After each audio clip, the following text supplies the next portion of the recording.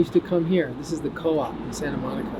And I had just a bunch of hope, no money, a lot of hunger. And I would come here and I'd buy groceries and I couldn't wait to go home and put them inside of my body. I felt like I got a lot of healing here, and I started to make friends with the people who worked here, people that made my juice. I came in and saw them every week. They knew what I wanted. The cashiers knew me. I used to come to the co-op here in Santa Monica and just know that I would be well received.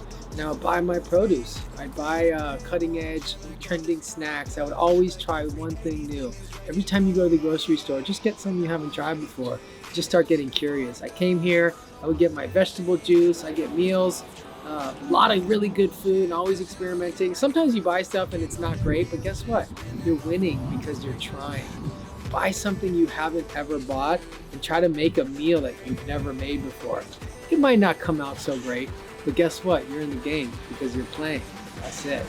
Have the place that you go to where you get the primary bulk of your vegetables, produce, and whole grains and beans, and feel like it's a safe place for you to go. Sometimes I go to the grocery store when I don't know what else to do. You just walk the aisles and just know that you're doing things to support your best mental health. If you're buying food at the grocery store, you're in the game. There's something really special about going out into your community. Do you live in a community that's supportive of you? Do you have people around you that support you and root for you? Do you have people you can turn to when times are rough? That is what we call community health.